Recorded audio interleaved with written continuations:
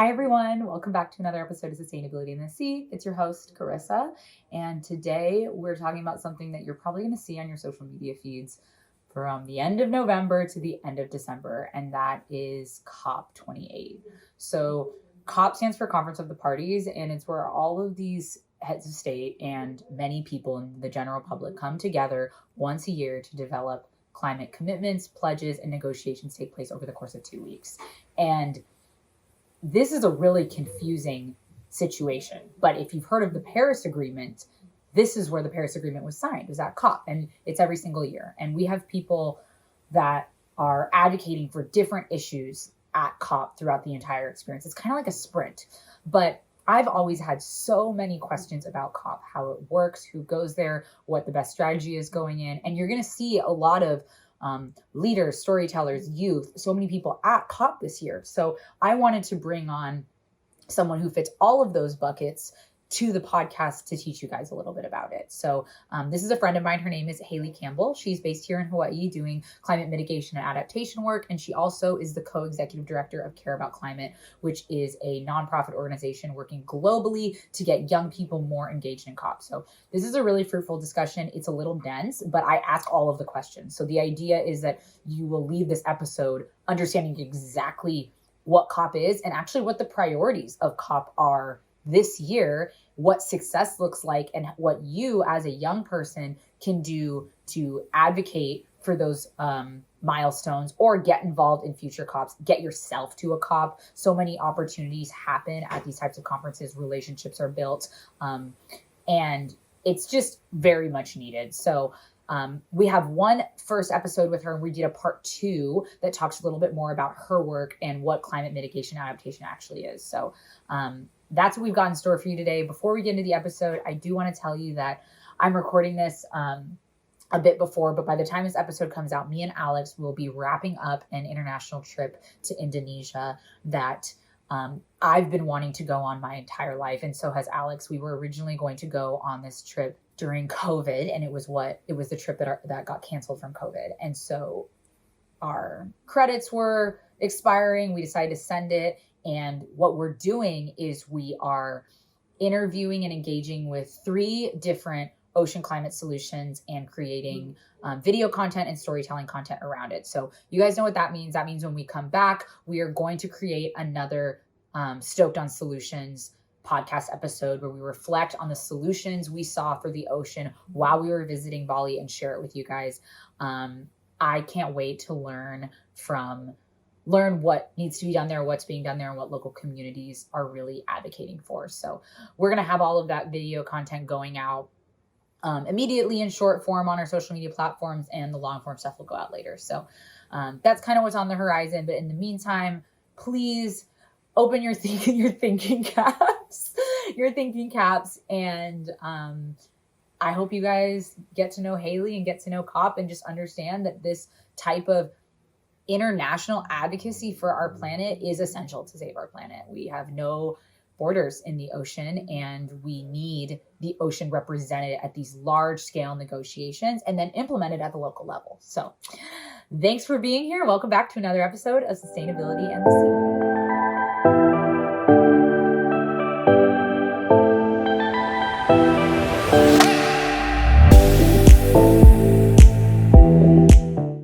Welcome, Hailey, to Sustainability in the Sea. Thank you. Hailey Campbell is the co-executive director of Care About Climate. She works in local government here in Hawaii. She's a friend, and she has many other initiatives that she plays leadership and support roles in. I'm so excited for you to be here. Yeah, thank you. I feel like every time we talk, I know that I know nothing about international activism, and so I feel like I'm going to overload you with questions today. No, that's totally fine. It's super confusing space, and to be honest, I don't know everything there is to know about it either. I'm always learning, and there's always something new that you didn't realize you didn't know until you're in the space. So nice. So back to your roots. I mean, nobody just stumbles into all of this. Where did you grow up, and did you start with climate, or did you start with something else and find your way there? Yeah, it's a really good question. So I'm from San Antonio, Texas originally, and the first thing I remember caring about deeply was recycling, which we know today has a lot of, flaws. But it is a really good starting place, I think, for a lot of people because it's easy to understand. Mm-hmm. In the 4th grade, I tried to convince my principal to institute recycling at school. Oh, I love with, that. With a friend, Kendall, and we were not successful, but 2 years later, interestingly, recycling was introduced into schools, and my former principal... Like statewide? In my district. Wow. And then my principal got a promotion in our district. And so my friend Kendall and I are like, we're not saying that it was all us, but kind of sounds like we started an opportunity for someone to get a promotion and recycling. So that was like really, really fun to think about because I never... Looking back on it now, I'm like, oh, this is kind of where it began, I think, anyways, but... All of that to say, I just had this really big care for the environment. I was known for picking up trash off the ground. That was like my thing to everyone. To be trash girl. Yeah, trash girl, which, we all love being trash girl. Yeah. I love that title. We all were at one point. Exactly. I was like, hey, you're going to pick up this like hair tie off the ground and use it for gymnastics practice? She's like, that's dirty. And I was like, well, it's either that or it's going to harm a bird. So I'm going to pick it up. But it was really interesting because as I grew up and went through high school and... I remember one time, this is when I really started caring, I was told through a project I could debate acid rain from a business perspective about why it was actually a good thing, or something to not care about, rather, maybe not a good thing. Yeah. And I complained to my teachers, and I was like, why are you making me do this? I am firmly against this as a topic. They're like, learn how to debate. And, well, it wasn't so much learn how to debate, it was learn the importance of another perspective. So I ended up winning this debate, and I was like, wow, cool, like I won, but also... I learned so much about the importance of taking a minute to listen and the fact that often when people disagree, it's not because they don't have the same premise and understanding. Everybody wants a better world. Yeah. But it's that their needs are being met by a certain thing that can't be met by this change you want to create oftentimes if they don't kind of see themselves in that shoes. Yeah. Or the perception that it can't be met. Exactly. And so... that ended up shaping my entire mindset of like, just listen to people and hear them out. And my dad was actually a climate denier, so there's a lot of people in my community. My dad's a climate denier too. Well, hopefully not for long. We can change that. But what I learned after kind of being involved in this process, eventually I did convince him after 3 years to believe in climate change. And it was because I learned that he cares about homelessness as a problem. And so by listening to him, I learned about that. And then tailored it. And then tailored it over time. I didn't kind of just, climate change right away. No way. It was like, you gotta listen and learn and just have a conversation, or a lot of conversations, and then you build a relationship so they actually hear what you're saying instead of going at it in like a defense or debate mechanism. So it's kind of where a mixture where it all kind of started. There's a lot more nuance. But did you decide to study an environmental focused major when you went to college? So junior year of high school, I learned about the concept of sustainability, mostly because the Paris Agreement had recently been passed. The Sustainable Development Goals were kind of integrated into some of my curriculum. And I was like, this is really cool. And so I Googled, where can I study sustainability? Yeah. Arizona State University popped up. They have a huge program, don't they? Yeah, they were the first ever school of sustainability in the nation. And I was like, wow, this is amazing. This is where I want to go. Mm-hmm. My mom was like, are you sure you don't want to apply to any other school? Yeah. And it was interesting. I was valedictorian of high school. And so in Texas, when you have that distinguishment, you can go anywhere for free pretty much on a full ride. Oh. And she was like, do you want to give this full ride up to go study sustainability? Like, can't you do that here? And so I looked around. Obviously, being in Texas, that was not at the time a topic of study for most people. Yeah. And I was like, no, I do not. I will figure out a way to get my school paid for. Yeah. I applied to a program at ASU my mom actually found called the Next Generation Service Corps. That program, I get into it. And it's for cross-sector leadership. Cross-sector leadership, nonprofit, public sector, private sector, and military, actually, how it all works together, which in the future you'll see how this has then shaped the rest of my life, being in multiple of these sectors, trying to bridge them together. Yeah. And ended up paying for my school, which was amazing. So I went to tour the university. I stepped onto the campus. That day, the dean of the School of Sustainability offered to meet with any person that was interested in studying sustainability. No other dean of any school had offered that at the university. Yeah. And I was like, wow, they really care about their students and they care about this field.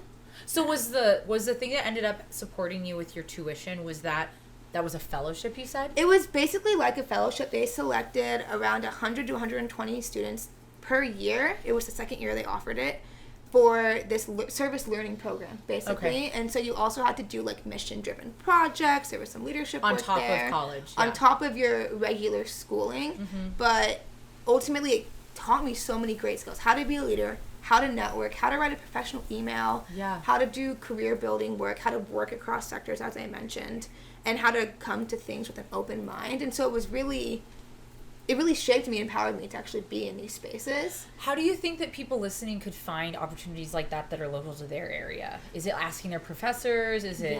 Yeah. I think, so honestly, my mom, I love my mother, she ended up just Googling ways to, or scholarships, like scholarships in sustainability or scholarships for leadership or kind of things that, qualities that she felt like I had. Mm-hmm. And I was doing research too, but to be honest, she did more of it. Yeah. And I think that's kind of the way. Just think about qualities you have and try to do some research. But you can also reach out to the university. I reached out to them to learn more about it before I applied. Mm-hmm. And then kind of trickling down, because other people saw me doing that were younger than me from Texas or other places I had met in gymnastics. Mm-hmm.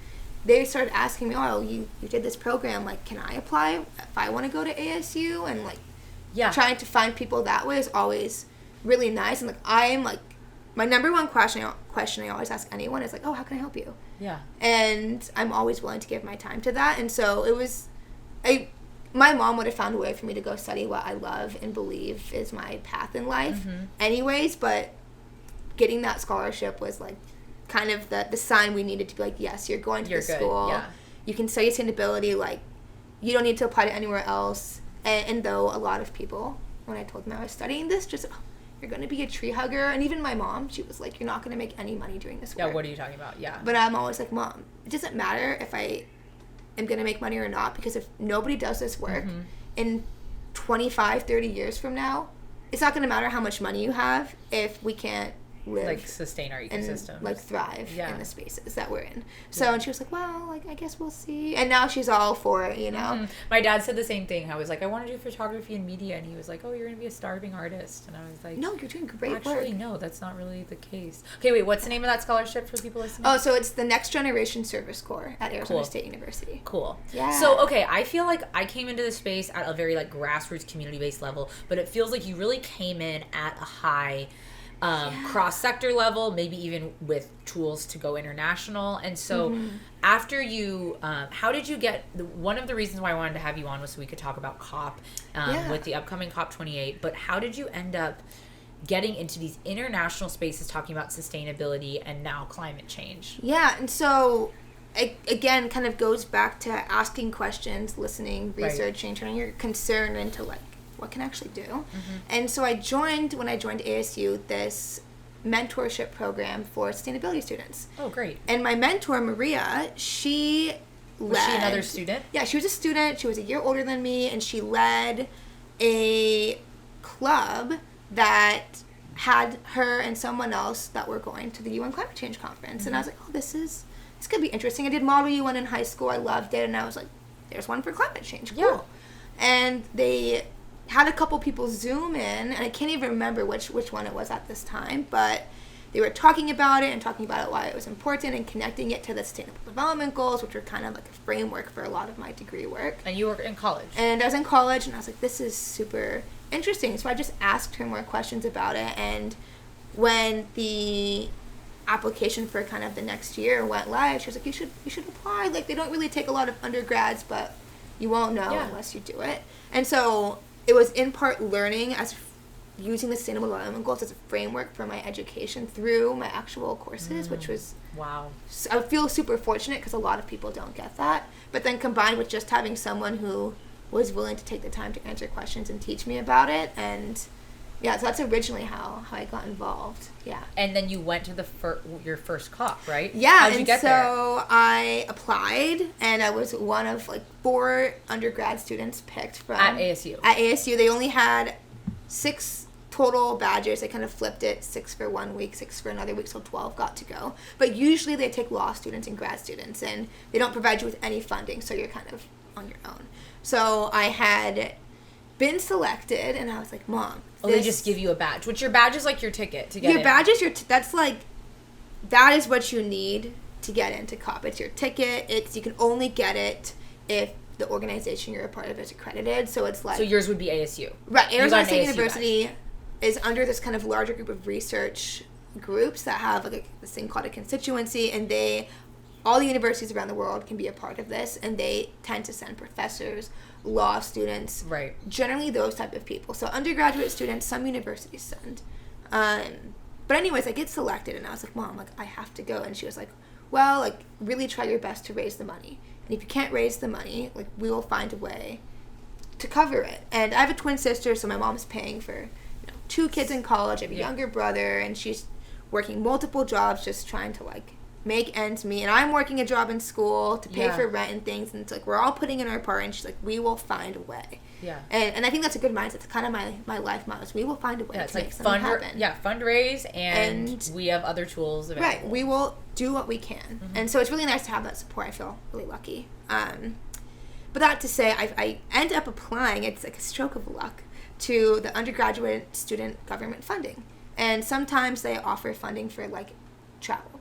And I apply, and they send me an email saying, you've been accepted to get this funding. I said to my mom, like, Mom, like, I did it. I got funding. I can go to Spain. Like, well, I was supposed to be in Chile. And then last minute, it was switched to Spain. But nonetheless, I am like, Mom, I did it. And then I get another email the next day saying, I'm so sorry. We accidentally informed you that we can fund you for this, but we don't fund international travel. And I was like, my heart, like, sank. I was like, I'm crushed. And I was like, wait a minute. If I've learned anything from my studies and from the Next Generation Service Corps, NGSC for short, it's like you can be your own advocate, and like this kind of goes back to contracting and being able to say, hey, actually, no, you told me this, I booked my ticket, I got excited about it, like that day, like you need to follow through on your promise. You sent me. I emailed them back and I asked, even though I was super scared, I was like, oh my gosh. Like, you're a college student, you're learning how to advocate for yourself for the first time. Yeah, I was so scared. I was like, Mom, does my email look okay? Sending it to like my friends, like, does this look too mean? Yeah. And they're like, us women always feeling like we're too mean. Exactly. I'm just like, I don't want to be like causing them a harder time, like they're students too, what are we going to do? And ultimately I convinced them to give me this funding. This episode of Sustainability in the Sea is brought to you by ESG Review. ESG Review is a newsletter and quarterly magazine that covers environmental, social, and governance strategies for people who want to learn more about those topics. It's entirely free. Their digital newsletter and magazine can be found at esgreview.net. And I personally think it's a really great resource for those of you that are looking to implement sustainability into corporate workplaces, learn more about what's at the front lines of sustainability innovation, and trying to better understand what investment or company investment looks like in the context of sustainability. So check out all of their incredible resources at esgreview.net. Let's get back into the episode. So I go to my first COP in 2019, COP28 in Madrid, Spain. Not a particularly exciting COP in terms of outcomes, but it was... Exciting for you. Exciting for me to just like go to a space where it was truly, really the first time that I felt like there was a community of young people who cared about climate change like I did, that I could actually talk to about how I'm feeling about it, because being from Texas, that was tricky. Even the United States, you're just like, is the world making progress on this? And then you go to this global convening and you're like, actually, okay, it's so much bigger Trump was president at the time, so I was just like left out feeling upset about things. At ASU, I cared about climate change, but other people care about different things, that it's all connected. The United States wasn't in the Paris Agreement. Exactly. So I was just like, wow, like people actually want to do something about this. This is amazing. Why don't more people know about this? Yeah. Why don't more people know how to get involved? Yeah. So you can't buy a badge. You have to be associated with an institution or organization. If you're a civil society person like us, you can't buy a badge. Though I would argue that there are some fossil fuel companies and others that are buying badges, so to speak, from countries. But in whatever ways that the means that they have available to them. If you're like me or like us here, you can't really buy your way in. Yeah. And so when you get in, I know there's zones, right? Could you explain that for a sec? So this big United Nations space, it's super confusing. It's acronym soup. It's chaotic, but there are 2 main zones. There's the green zone, which tends to be the public entry zone. There's no badge required. Anybody can go in, and often it tends to be people showcasing research, showcasing new innovations, Many booths, times it's convenings, events. Yeah, exactly. And sometimes it's a lot of greenwashing, in my opinion. Sometimes it's the green zone. People will call it the green washing zone. And it's funny because you can go there and you can kind of, if you know how to pick it out, you can pick out, like, this is good and this is greenwashing. Or, like, companies being like, we're solutions. Exactly. Like, companies like Nestle chocolate or others being like, here are all the cool sustainability things we're doing, which is true. It's great. It's important. Like, thanks for telling us, but also what are you doing to, like, shift the ownership of farming back to the people that you're working with? How are you uplifting them as farmers? How are they getting a living wage even if there's a drought? You know, all of these extra things. And I think what's amazing is there are people that are thinking about that. Sometimes I find myself being like, oh, these companies, they're all doing really harmful things. Green zone is like the general public. Yeah, green zone, general public. Anyone with any, you either have a badge or no badge, you can just go in. My favorite thing about it was at COP28, they had air pollution zones, and you could, like, go in a simulation and see, like, as if you're in Mumbai, like, what the air pollution was like. And I was like, I had tried to, like, run through. I remember struggling, trying to, like, find the exit because I was like, this is terrible. And then I was like, well, people live like this every day. And I go into, like, you know, a place that doesn't really have a lot of pollution. And I was like, oh, I can breathe again. And I was like, whoa. Like, wow. I just learned so much from that. Yeah. So there's that zone. The other zone is the blue zone. And this zone has a lot that happens. It's where the negotiations happen. It's where heads of states, policymakers meet to literally negotiate our future down to a single word that will be put in brackets. Sometimes they will literally spend hours talking about a single word, which is wild to me. And then there's also these things called pavilions and events. Our pavilions are in the blue zone. Pavilions are in the blue zone. Are young people in the blue zone? Yes. So okay. To be in the blue zone, you have to have that ticket to entry, as we mentioned, that badge. Okay. You need to have that ticket to entry. And so if you're just in Dubai, you can go to the green zone. Right. If you just happen to be in Dubai, you can go to the green zone. Hang out. Check it out. Okay. Yeah. Okay. If there's all these heads of state negotiating down to the single word in brackets and things are getting intense, well, are you just... If you have the blue zone badge, are you just in? Can you be in that room with these people who probably have security day to day and are deciding the fate of our literal environment's future? So it's really interesting. So yes and no. In the negotiations, there's also now a separate additional layer. Oh. There's negotiations that are called informals, and these are informals where it's very much like Model UN. You raise your country flag. The chairs at the front say, okay, United States, Brazil, Dominican Republic on behalf of a larger country bloc. A lot of countries will negotiate as a bloc of countries that have similar mindsets. Okay.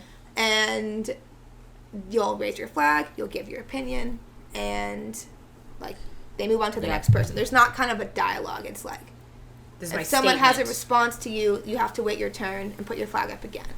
And so those are things that all observers, you're called observers if you have a badge that's not, a pink badge means you're a party. And if you're a party, then... Are you a party this year? No. Parties are only reserved for countries. Okay. And you have to be a country delegate.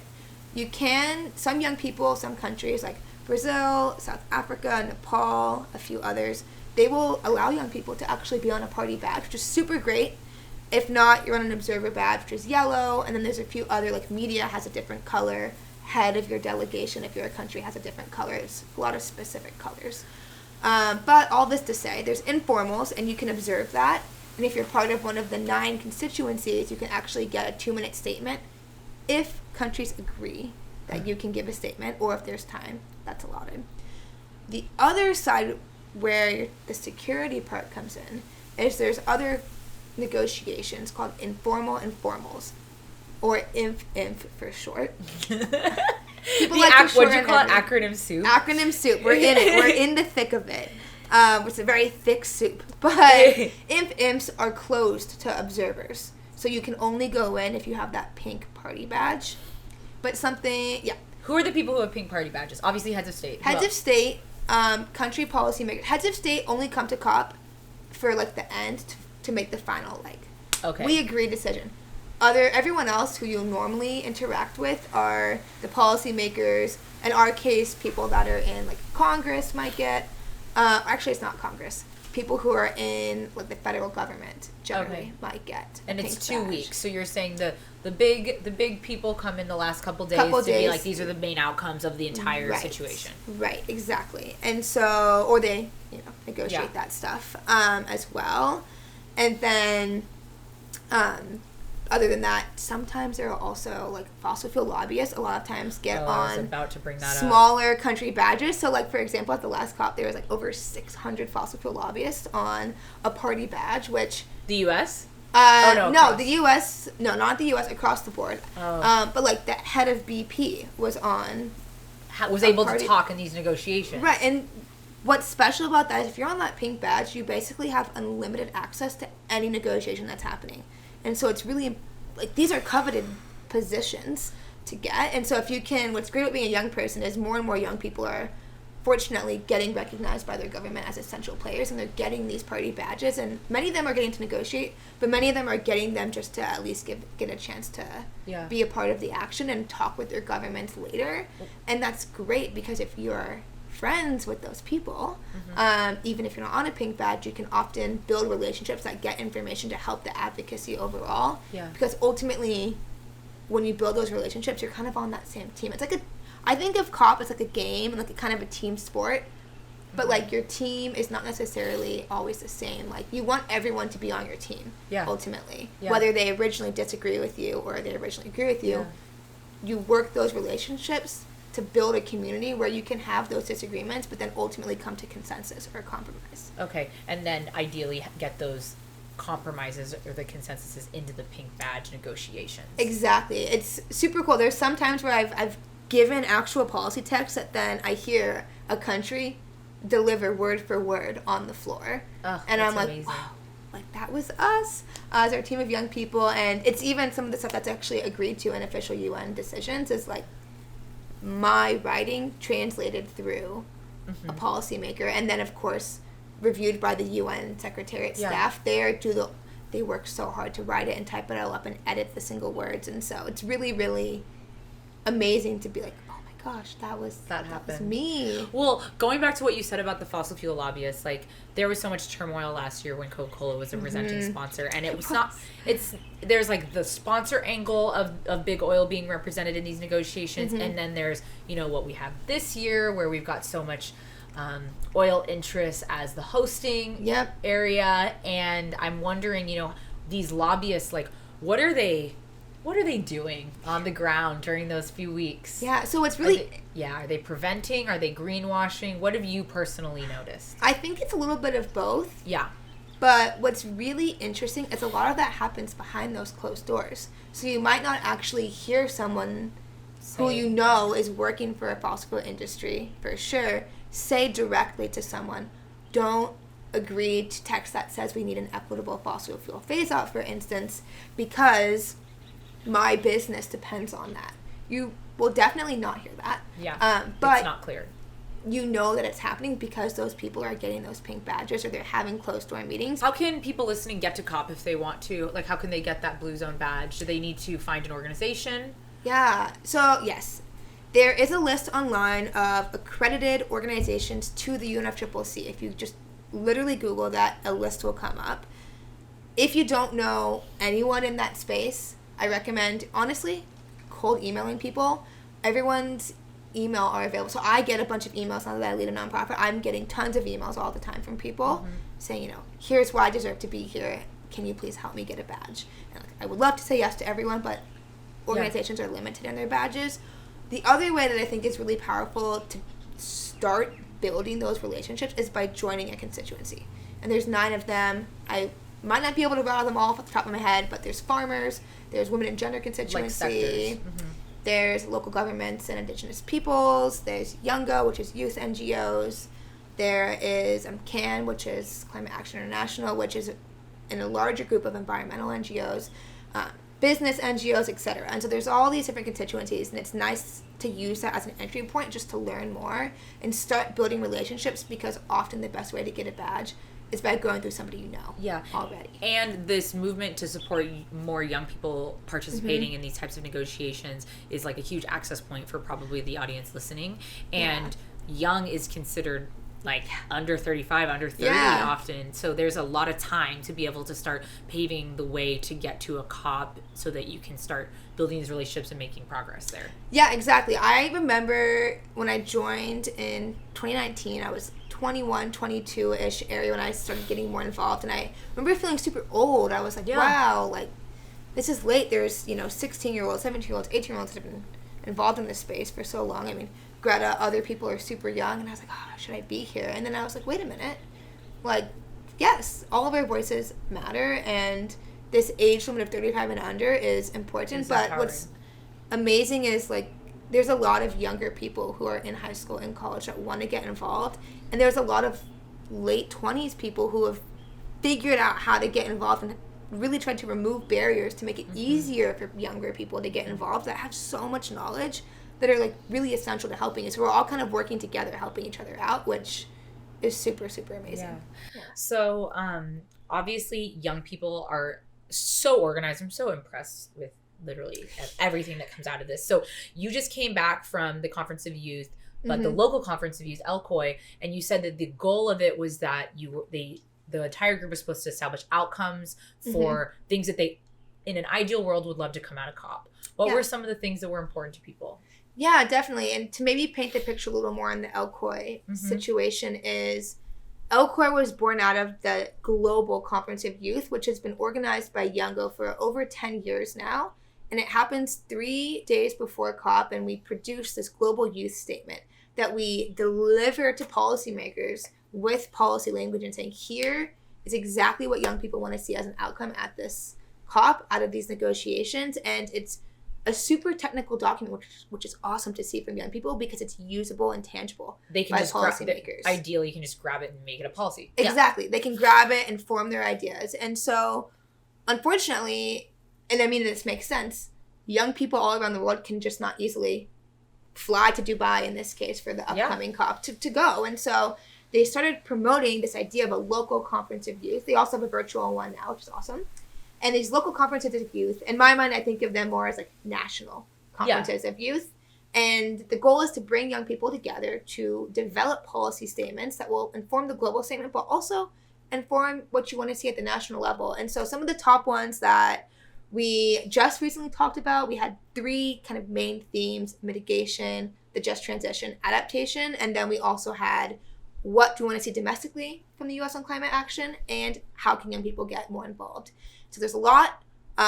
Primarily, we want to push for an equitable fossil fuel phase-out as an agreement. Does that include, like, the loss and damage fund that got a lot of attention last year? So that's a little bit separate. So the fossil fuel phase-out is really just saying the latest science from that intergovernmental panel on climate change, this international body of scientists that produce reports to say, here's what the state of the climate is, basically, came out and said we cannot have any more new fossil fuel projects like this year. We need to peak all of our global emissions by 2025, and we need to commit to phasing out the use of all fossil fuels, not just like drilling, but like reusing them, plastics, subsidies, all of these things that are contributing to the problem. And so that's what we're calling for on the global scale as a commitment, so that countries have to then produce a plan to say, here's how we're going to get there. That's like kind of the lever. On loss and damage, since you brought that up, the big goal this year is countries were tasked with, in just 4 meetings, so they just completed an additional 5th meeting that they had, or maybe it was just 5 meetings, now there were 6, but all of this to say, to operationalize the fund. Where is it going to go? Who's going to host it? How do people get money? What do you get money for? Will debt be canceled for people who already suffer natural disaster impacts?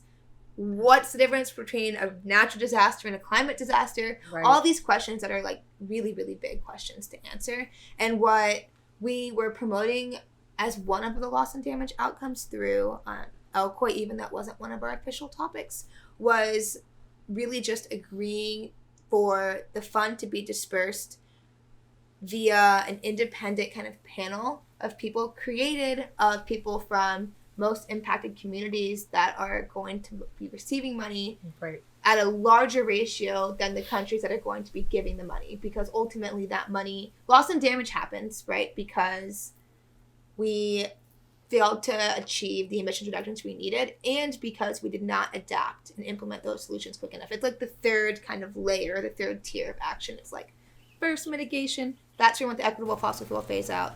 On adaptation, what we were really advocating for was a set of shared indicators globally, but also through a national adaptation plan, which we don't have the U.S. adaptation plans are kind of by department, and by not having that collaboration, that cross-departmental collaboration too, back to cross-sectors or cross-collaboration, we're missing opportunities that we could like kind of double dip in, but also those different perspectives and mindsets, because adaptation is not just, you know, FEMA emergency management. It's also how do we deal with sea level rise and heat, which is not going to be a day-to-day disaster like a hurricane. And so that's adaptation, and loss and damage is saying, well, we didn't invest in adaptation early enough. We didn't educate and empower communities to adapt quick enough. We didn't change the way that we think about our land use quick enough. And now people are suffering avoidable losses. And so we really are pushing for kind of those indicators of adaptation to hopefully create that monitoring system that can say, here's how we're doing globally. Here's our adaptive capacity, ability to adapt globally. And then loss and damage, we really just want to see that we need the money, and we may not be experts on like what's the best way to distribute the money other than grants. It has to be in grant format. Debts and loans are only going to make the problem worse for people. And that money needs to not just be able to go to government, it also needs to go beyond government and go to organizations that will be using the money fairly, because there's concerns that sometimes governments get that money and there's so many problems that it might not go exactly to the loss and damage needs at that time. And that's a real reality that countries face, because there's a lot of, you know, historical colonization, oppression issues, and there's so many things that need support. And so we're kind of advocating for people who are getting the money should decide what that money should be going towards in their community, but it should not just go to government. It needs to go beyond that. And so when you think about, like you're saying, like equitable fossil fuel phase out, isn't it true that they won't even say fossil fuel? Yeah, fossil fuels are actually not in the Paris Agreement at all, which is, wow, they haven't even been They just say emissions as the cause. But what's unique is in the Intergovernmental Panel on Climate Change report, which there's a policy document that countries around the world agree to, much like a UN decision, line by line by line. It does say that, you know, fossil fuels are the primary cause of climate change. And so they've kind of already agreed to it in one area. We just need to get that reflected into the big UN level agreement. But yeah, it's interesting. A lot of countries are calling for a phase down of coal, which is good. We want that. But phase down doesn't necessarily mean we'll get rid of it altogether, which is what we need. And also often alludes to the fact that we might be able to use technology to dig our way out of this hole that we're in. But to LNG. We've also been told by the same scientists there's not enough technology that could be produced or existing today that could achieve the rapid reductions that just getting rid of fossil fuels altogether would, and that we need. And so though it could be a small part effective in helping, it is ultimately not the solution. Right. It's like a series of solutions, and it's the very bottom one. If it is to be considered, a lot of activists will deem it as a false solution, which you know I tend to agree with. I don't think we should rely on technology to dig our way out of a problem that we obviously have the solution to. Yeah, we know what it is. We just need to write it in the document and try it out, do it. Know that it's not going to be perfect. There's this thing called the just transition. I mentioned the whole point of the just transition is to help people transition into a different way of life, a different economy, a different way of helping be more collaborative and supportive of each other, because ultimately also there are people who've worked in the fossil fuel industry for, you know, their whole lives, for generations of people, and that's as much as maybe we don't understand, that's part of their culture and their community. Being from Texas, I know that. People are proud to work in that industry. And so they can't be left behind. And that pride is not something you can just ask them to just give up. If that's something they feel really connected to, it's like, how do we work with them to help them shift that passion and that pride to say, you've done a lot of amazing stuff. This energy access you've given the world has been critical to our futures, but now to continue building that future we need to thrive, we have to switch to renewable energy. We have to give them training and opportunities to do that, and not have to make them feel rushed. Oh, sorry, you didn't pass the training in one try. Like, no, people, it's a continuous, life is about continuous learning. So there's a lot. What's your favorite part about, I mean, you've been to a few COPs now, so what's your favorite part if you had to choose one? I really think you got to go in with a plan, don't you? You really have to go into COP with a plan. And I would say for me, what I said in the very beginning, it's the community of people. It's knowing that I have now built relationships with policymakers, with young people, with adults older than me, who we all actually like work together. I get excited to see these people like, oh, what are you working on now? Or how else can we support each other getting a ambitious policy passed? Like, how can we play this game that is, global climate politics? Yeah, and it's a sprint in the 2 weeks. It is a sprint. I think it's a running joke amongst my delegation of people. I'm usually the last one out of the venue and the first one there, and I'll maybe get like a couple hours of sleep, but I'm just like running on adrenaline. I'm in it, and they'll try to pull me away, and they're like, Hailey, it's dinner, and like who are we kidding? Like, she's gonna run into 20 people that she knows, and she's gonna spend time talking to them, and they're like, blinders, like, you gotta go. But it's always a running joke that I'm like a ghost. You can't ever find me. And are you focusing on speaking this COP or more negotiations? No, since the beginning, I've always felt like COP tourism is a problem. People come in just to speak and share their voice, which is essential on like a pavilion or event stage. But ultimately, you're there to talk about. You're there for the negotiations. You're there to talk about your future, and not to talk about yourself. Like, you're not there. It's not there for you. You're there for the community you represent, and that's, I think, important because sometimes people who go to these side events, of course, they're hearing from people who are representing communities that they may never interact with. So I think that's essential. But I usually tend to go for the negotiations, and I pick speaking opportunities pretty carefully if I don't think somebody else can do it. I also, by leading a nonprofit, I believe that if someone offers me a speaking opportunity, but I've already had a chance to speak, but not someone on my team is not, I will try to pass on the opportunity to somebody else. One, because the diversities of ideas are important, but two, we've already had a chance to say it. We're all traveling all this way, and we all deserve to have our voice heard. You get so much more out of these experiences when you just go in ready to listen. Exactly. I think that you can learn a lot more from listening than from speaking, and to my kind of original reason I got started is I love to listen to people. Yeah. I love to just hear their story, and I think that in the negotiation space, the more diverse stories you can hear, the more you can start putting puzzle pieces together to say, oh, well, they talked about this solution in India. How can I do that here in Hawaii? And yes. How is that going to make a difference? And it's that bridge to showcase we need everyone. We need activists on the streets. We need protests on the streets. We need people talking to media. But we also need people to be in the rooms doing the work to get what it is we're advocating for on the streets, to be in the policy. And that part has just such a high learning curve. Yeah. And it's really hard barriers to entry. I mean, as I mentioned, you need to get a badge to enter this space in the first place. Yeah. That it's often kind of a deterrent for people. Yeah, you learn by doing, though, too. So exactly. you went to your first COP as a sponge, ready to absorb. And then here you're in this experience where you're talking to press about the policy needs. I would not have, if you asked me like 3 years ago when I joined this space, if I would honestly still be in it, and seeing text I wrote in a negotiation like outcome that countries literally advocated for on the floor, I'd be like, you're crazy. Like, I don't attract. I'm just here living my life in Arizona, doing cool on the ground sustainability work. Yeah. And like, I'm not involved in this international space. And so it's like the power of that community, and like I had one person that just advocated, turned next to me and said, hey, you should come to this meeting. If you don't like it, you don't like it, but like, we like lift as we rise. So like, you can't just like, exactly. you have to be bringing people along with you, because you know how hard it was to get into these rooms, and confusing. And that's what hopefully we're doing today. Yeah, I literally, anyone can reach out to me on Instagram or email me. I will almost always answer, hopefully. Do my best.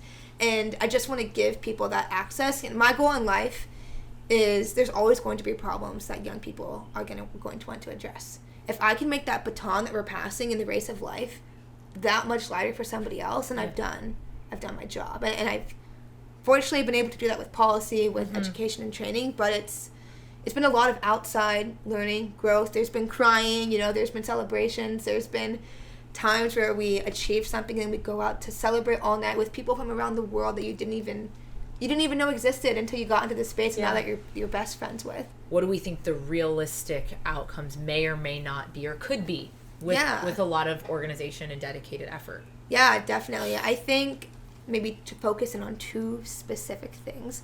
last year I advocated for like the biggest win, in my opinion, in like youth history, and it was getting young people recognized as key stakeholders in climate decision making and implementation on climate policy. It's literally a UN text, which means countries need to be following through on this, or young people like us can say, hey, you agreed to this, and here's how I want to be included, and here's my perspective, and here's my ELCA USA statement that we just spent a weekend plus some time before putting together. How can we see that? How can you see the statement? It'll be live soon on our Instagram, ELCA USA, but also online, elcausa.com. We'll link it. We'll link it when it's ready. We're still kind of putting in the final details. Yeah, it just happened. But we now have that policy. And so how I see that policy kind of building on the next steps are, this year is a critical year for climate action. There's something called the global stocktake that is happening.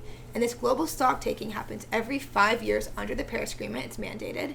And it's when countries take stock of something called nationally determined contributions, NDCs for short.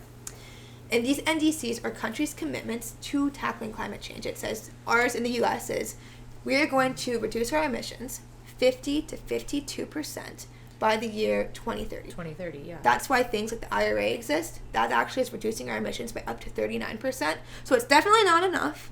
But wait, what is ours? Are we 50%? 50 to 52. And the IRA is accounting for building infrastructure law is going to get us to 39% of emissions reductions if completely fully implemented, which we're seeing how that goes now. So it's not enough, but it's a great start. Countries are negotiating this global stocktake outcome, which is going to say, in your next round of NDCs, here are the criteria, here are the things that we need. And one of those big criteria is, in my mind, that I want to see as an outcome is, we need to see young people included in the design of the next NDCs, but also in the implementation plan for those. And NDCs are not just about mitigation, reducing emissions, it's also about adaptation, just transition, community empowerment, education. It's so many layers of things. But the one thing I really want to see is how young people are included in that, and how is those education, training, awareness raising, information, action for climate empowerment, another part of the Paris Agreement, Article 12 of the Paris Agreement, how is that being promoted within NDCs? Because as we all know, I'm here today because I got education and training. You're here today because you got education, training, or you're getting access to information by talking to me, right? How is that being integrated out into our communities more? Because without that, we're not going to see that big rise together that we all need as an outcome to tackle the climate crisis. That's the one kind of the global stocktake outcomes. The other side is I'm really pushing for that equitable fossil fuel phase out language. You asked for realistic. I think the power of young people is saying anything is realistic if we make it realistic. So though a lot of countries, and you'll hear even from the recent COP28 statement from the president, he is not advocating for an equitable fossil fuel phase out. He's advocating for tripling renewable energy, scaling energy efficiency, great things. But for the phase down of fossil fuel emissions specifically, which is not... That could be technology. That could be anything. It's not subsidies. It's not stopping new development, and it's not really transitioning away from all things that rely on plastics, fossil fuels. And so I think anything's realistic if you make it realistic, and I think young people have that power to say this is possible. Last year, they said loss and damage wasn't possible. And look where we are. And look where we are now, right? Yeah. I talked to governments, and I remember having a conversation in the hallway that flipped somebody's mind, a country's mind about it, and it was an open, honest conversation. Was it using personal stories, or was it using technical language, just as an aside? It's both. Was it's it a technical quick language. No, it's like 30 minutes, and Okay. it's technical language. It's also being ready to answer the hard-hitting questions that they have for you and giving them a response, and then getting a chance to ponder, whoa, I hadn't thought about it like that. And so we did it last year with loss and damage. We can do it this year with the equitable fossil fuel phase out, despite the actual COP being ran by a fossil fuel president. Separate issue, but We had Coca-Cola last year, now we have this. Exactly. I do think he also, to be fair, does lead the renewable energy industry as well there. And I think had he been the president of the just transition portion of the COP, I would have been like, yes, this is good, this is needed. The full COP president, I disagree with. I've had the pleasure of meeting him. Very mixed opinions, but all of this to say, the mainstreaming of action for climate empowerment within NDCs for our community's sake, the mainstreaming of youth inclusion and implementation, design of those, and then the equitable fossil fuel phase-out language, where wherever that might fall, there's a lot of different places it could fall. Wherever it goes, I will be happy, and it's a tool for us. And people can follow Care About Climate, the organization that you're a co-executive director of, to understand what's going on the ground at COP, right? We are going to be launching our COP from Home program. It's going to be doing Instagram live sessions. We're going to be taking questions from the community. We're also going to be doing polls on, what language do you want to see, and trying to work that into positions and meetings that we're having with people, and any speaking engagements that we do have with policymakers or on events and otherwise. And to me, it's really just a growing and learning space. So there's no question that's a bad question, and no position that's a bad position. Everyone is entitled to their fair and right opinion. It's our rights to do that, and so hopefully we can create this really great community space through awesome social media engagement that we can offer. Yeah. Okay. So I'm gonna link all the resources, and then we'll have to get into Care About Climate in an entire another episode. But I feel silly asking this question. No silly questions. But we finish every episode. We say, which I think we'll see how redundant it is. It's if you got to put one message on a billboard with all the most powerful people in the world who would read it and see the message, what would your message say? And I'm wondering if it's the outcomes that you're dreaming of for COP. If there's one on the outcomes for sure, calling for an equitable fossil fuel phase, I'm yes, we need that. But to be honest, a lot of people don't know what that means, and a lot of people are scared to see that. And so I would say, a better message, in my opinion, is we all have a part to play in tackling the climate crisis. Learn, research, listen to what you can do, and remember that we, at the end of the day, are all people, all negotiators. We're all part of this, are all people that are impacted in one way or another. So we all have a responsibility to help each other out. That's so true. We do all have a role to play, and we are all negotiators. That can seem so scary to people, but you're right. They just need to practice the tools, the learning, and the listening. We can all you negotiate. You negotiate kind of even in your everyday life. It's what should I get for dinner? If you disagree with someone, then you negotiate a compromise on what you want to get for dinner. Same principles. Same principles apply, and I think that the best advice is sometimes in these spaces, you get so overwhelmed that these policymakers are at this hierarchy of power to me, but they're not. They're actually people too that will benefit or face the suffering of a decision or an outcome themselves. And if you remember that we're all people with emotions that tend to get left behind from these spaces, with real lived realities that are happening outside of this kind of box of COP and the UN, then often it's easier to get to those outcomes. Say, wow, politically this is difficult, but honestly we're all people and we need this, so let's find a way to make it happen. And that's what we saw with loss and damage. So, and we all want a better world. So exactly. This is my favorite kind of it's not a meme but a comic, and it's if we all what would happen if we made the world a better place for nothing and climate change wasn't real. We made the world a better place. Isn't that awesome? Don't we all want that? So I like to think so, and I think we all kind of can agree to that. I haven't heard that one before. I'll have to show it to you. It's one of my favorite comics.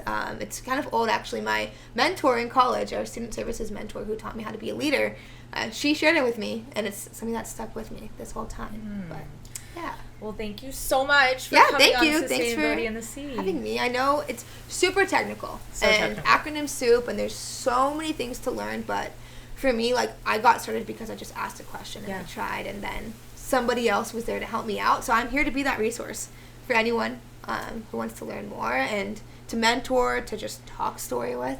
I'd love to just share that. If we're not doing it together and we're not uplifting each other, then what's it for? What's it for? Exactly. Yeah.